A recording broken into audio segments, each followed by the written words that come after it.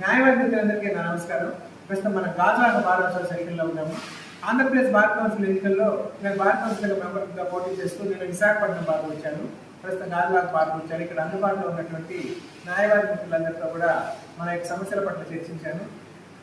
నేను విశాఖపట్నం బార్లో అందుబాటులో ఉన్నటువంటి 20 న్యాయవాదుల మిత్రులతో నేను చర్చిస్తే వాళ్ళు మన బార్ కౌన్సిల్స్ యొక్క వ్యవహార శైలి పట్ల ఎంతో ఆలోచన వ్యక్తం చేశారు.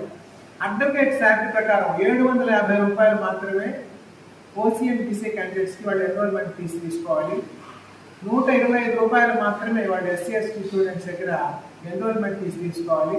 కానీ వీళ్ళు 15,000 రూపాయలు, 25,000 రూపాయలు, 50,000 రూపాయలు అట్లా ప్రైవేట్ బ్యాంకుల వాళ్ళు అట్లా రకరకాల ఫీజులు వేసి దండినట్టుగా ఇష్టం వచ్చినట్టు అడ్డగోలుగా దండారు. వీళ్ళు పేద విద్యార్థుల రక్తాన్ని పిండుకొని వీళ్ళు ఫీజులు దండుకున్నారు.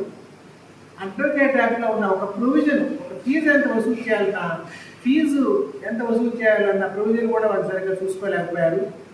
తర్వాత సుప్రీంకోర్టు వాళ్ళకి ఇంటర్ప్రిటేషన్ ఆఫ్ స్టాట్యూట్స్ ఎక్స్ప్లెయిన్ చేసి ఒక ముట్టికాయ వేసి సెంట్రల్ పార్లమెంట్ యాక్ట్లో 750 రూపాయలు పెట్టినాక, లేక 125 రూపాయలు ఎస్సీ వాళ్ళకి పెట్టినాక మీరు అడ్డగోలుగా ఫీజులు వసూలు చేయడానికి వీలు కాదు, ఇంటర్ప్రిటేషన్ ఆఫ్ స్టాట్యూట్స్ మళ్ళీ చూసుకోనట్టు వాళ్ళకి తెలియజేశారు.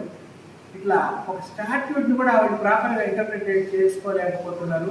ఇటువంటి మెంబర్లు మనకు అవసరం అని చెప్పి వీళ్ళు ప్రశ్నిస్తున్నారు. అందువల్లే కొత్త వాళ్ళు రావాలి, కొత్త ఆలోచన విధానం ఉన్న వాళ్ళు రావాలని చెప్పి వాళ్ళంతా తెలియజేస్తున్నారు. ధన్యవాదాలు. రవీంద్ర బాబు.